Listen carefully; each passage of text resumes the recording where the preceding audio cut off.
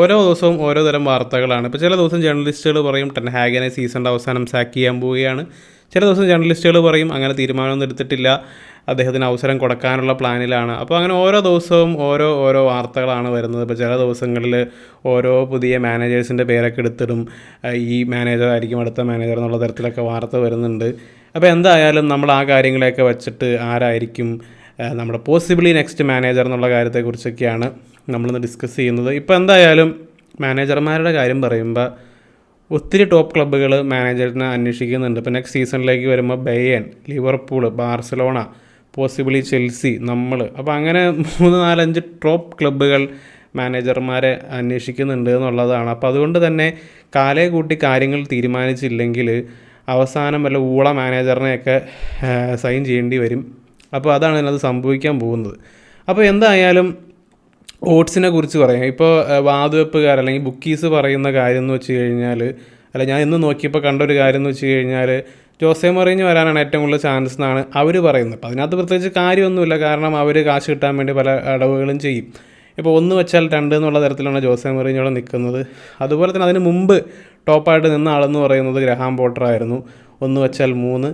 അപ്പോൾ Graham പോട്ടറും Jose Mourinho, അത് കഴിഞ്ഞാൽ തോമസ് ട്യൂച്ചൽ, നാഗൽസ്മാൻ, ഇങ്ങനെയുള്ള ആൾക്കാരൊക്കെയാണ് ആ ലിസ്റ്റിലുള്ളത്. ഇപ്പോൾ എന്തായാലും നമ്മൾ ഇനീഷ്യലി പറയേണ്ട ആളെന്ന് വെച്ച് കഴിഞ്ഞാൽ ഗ്രഹാം പോട്ടറിനെ കുറിച്ചിട്ടാണ്. കാരണം ഗ്രഹാം പോട്ടറിന് ഇനിയോസിന് നേരത്തെ തന്നെ താല്പര്യമുണ്ട്.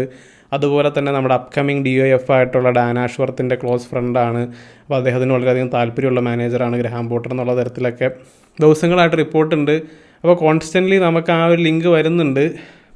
ഗ്രഹാം പോട്ടറൊക്കെയാണ് വരുന്നതെങ്കിൽ കംപ്ലീറ്റ്ലി പോക്കായിരിക്കും എന്നുള്ളത് തന്നെയാണ് എൻ്റെ ഒരു feeling. I will give him the benefit of doubt. പക്ഷേ പുള്ളിക്കാരൻ ചെൽസിയിലായിരുന്ന സമയത്ത് ചില ഫോട്ടോസൊക്കെ വരും, ഇങ്ങനെയൊക്കെ ഇരുന്നിട്ട് ഭയങ്കര ഒരു പാവത്തെ പോലെ അങ്ങനെയൊക്കെ ഇരുന്ന ഒരു ഭയങ്കര അങ്ങനത്തെ ഒരു മാനേജറല്ല നമുക്ക് ശരിക്കും പറഞ്ഞാൽ നമുക്ക് ആവശ്യം. നമുക്ക് ശരിക്കും പറഞ്ഞാൽ പ്ലെയേഴ്സിനെയൊക്കെ ഒരു പവറിൽ നിർത്തുന്ന, നമുക്കൊരു ഹൈലി എനർജറ്റിക് ആയിട്ടുള്ള അങ്ങനത്തെ ഒരാളെയാണ് നമുക്ക് ആവശ്യം. ഇപ്പോൾ ഈ പോട്ടർ മോശമാണെന്നൊന്നും ഞാൻ പറയണില്ല. പുള്ളിക്കാരൻ ഫുട്ബോൾ ഇൻഡസ്ട്രിയിൽ പലരും റേറ്റ് ചെയ്യുന്ന ഒരാളാണ് പോട്ടർ. പക്ഷെ അതുകൊണ്ട് കാര്യമില്ല. നമ്മൾ ഒരു ടീമിൻ്റെ ഇതിനകത്തേക്ക് വരുമ്പോൾ ഒരു എനർജിയും അതുപോലെ സംതിങ് എക്സ്ട്രാ, അത് നമുക്കതങ്ങനെ പറഞ്ഞറിയിക്കാൻ പറ്റില്ല, അല്ലെങ്കിൽ സ്റ്റാറ്റുകളിൽ നമുക്ക് കാണാൻ പറ്റില്ല. നമുക്കതിങ്ങനെ കാണുമ്പോഴാണ് നമുക്കത് ഫീൽ ചെയ്യുന്നത്. അപ്പോൾ പോട്ടറിന് അതില്ല എന്നാണ് എനിക്കിപ്പോൾ എപ്പോഴും തോന്നിയിട്ടുള്ളത്. ഒരു ബിഗ് ക്ലബിനെ മാനേജ് ചെയ്യാനുള്ള ഒരു മാനേജർ പോട്ടറിന് ഇല്ല എന്നുള്ള കാര്യമാണ് എനിക്ക് ഫീൽ ചെയ്തിട്ടുള്ളത്. സോ ഇനിയോസ് അങ്ങനെ ഒരു തീരുമാനം എടുക്കുകയാണെങ്കിൽ അതൊരു ബ്ലണ്ടർ ആവാനുള്ള സാധ്യതയാണ് എനിക്ക് തോന്നുന്നത്.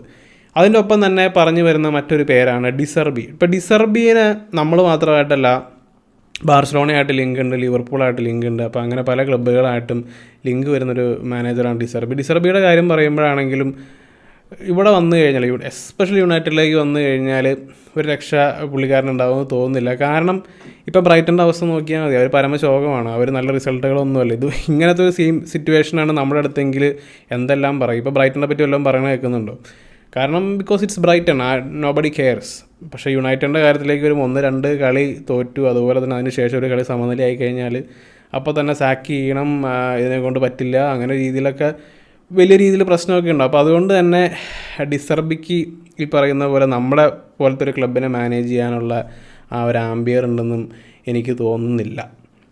അപ്പോൾ അതുപോലെ പിന്നെ വരുന്നൊരു പേരെന്ന് വെച്ച് കഴിഞ്ഞാൽ ജൂലിയൻ നാഗിൽസ്മാനാണ്. അപ്പോൾ നാഗിൽസ്മാൻ്റെ പേര് പറയാനുള്ള റീസൺ എന്ന് വെച്ച് കഴിഞ്ഞാൽ, ഇപ്പോൾ കുറച്ച് ദിവസങ്ങൾക്ക് മുമ്പ് വാർത്ത വന്നിരുന്നു, ഡേവ് ബ്രെയിൽസ്ഫോർഡ്, അദ്ദേഹം റാൽഫ് റാഗ്നിക്കിനെ പോയി കണ്ടു, അതുപോലെ തന്നെ അദ്ദേഹത്തിൻ്റെ അഡ്വൈസ് ചോദിച്ചു, യുണൈറ്റഡിലെ സിറ്റുവേഷനെ പറ്റിയൊക്കെ ചോദിച്ചു എന്നൊക്കെയാണ് പറഞ്ഞത്. അപ്പോൾ അതുകൊണ്ട് തന്നെ ഒരു പുതിയ മാനേജറിനെ അപ്പോയിൻറ്റ് ചെയ്യുന്ന കാര്യത്തിലേക്ക് വന്നപ്പോൾ റാൽഫ് റാഗ്നിക്ക് ജൂലിയൻ നാഗിൽസ്മാൻ്റെ കാര്യം റെക്കമെൻഡ് ചെയ്തു എന്നുള്ള തരത്തിലും വാർത്ത വരുന്നുണ്ട്. അപ്പോൾ അങ്ങനെയാണ് ജൂലിയൻ നാഗിൽസ്മാൻ്റെ കാര്യം പറയുന്നത്. അപ്പോൾ നാഗിൽസ്മാൻ നിലവിൽ ജർമ്മനിയുടെ കോച്ചാണ്, പക്ഷേ യൂറോ വരെ അദ്ദേഹത്തിൻ്റെ കോൺട്രാക്റ്റ് ഉള്ളൂ. അപ്പോൾ അതിനുശേഷം അദ്ദേഹം ഫ്രീ ആയിരിക്കും. ഇപ്പോൾ നാഗിൽസ്മാനായിട്ട് ആക്ച്വലി ലിവർപൂളിനാണ് ലിങ്ക് ഉണ്ട്. അപ്പോൾ ക്ലോപ്പ് പോയ സ്ഥാനത്തേക്ക് നാഗിൽസ്മാൻ ശരിക്കും പറഞ്ഞാൽ അവർക്ക് നല്ലൊരു ഓപ്ഷനാണ്. അപ്പോൾ നാഗിൽസ്മാനെ പറ്റി പറയുകയാണെങ്കിൽ ഇന്നോവേറ്റീവ് ആയിട്ടുള്ള മാനേജറാണ്. പല രീതിയിൽ അദ്ദേഹം ടീമുകളെ പരിശീലിപ്പിക്കാറുണ്ട്. ഇപ്പോൾ എനിക്ക് ഏറ്റവും ഹൈലൈറ്റ് ആയിട്ട് തോന്നിയായിരുന്നു വെച്ച് കഴിഞ്ഞാൽ ബയേണിലുള്ള അദ്ദേഹത്തിൻ്റെ വിൻ പെർസെൻറ്റേജാണ് 71%. അതൊരു അസ്റ്റോണിഷിങ് വിൻ പെർസെൻറ്റേജാണ്. പക്ഷേ VRL സെമിഫൈനലിൽ തോറ്റു. അപ്പോൾ അങ്ങനെയുള്ള കാര്യങ്ങളൊക്കെ കൺസിഡർ ചെയ്തിട്ടും പിന്നെ വേറെ ചില പ്രശ്നങ്ങൾ, ഇൻറ്റേർണൽ പ്രശ്നങ്ങളൊക്കെ ബയേണിലുണ്ടായിരുന്നു. അപ്പോൾ അങ്ങനെയാണ് നാഗിൽസ്മാനെ സാക്ക് ചെയ്തത്. പക്ഷേ നാഗിൽസ്മാൻ്റെ കാര്യം വരുമ്പോഴാണെങ്കിലും എവിടെയോ എന്തൊക്കെയോ ഒരു തകരാറുള്ള പോലെ നാഗൽസ്മാൻ്റെ കാര്യത്തിലേക്ക് വരുമ്പോൾ എനിക്ക് തോന്നാറുണ്ട്.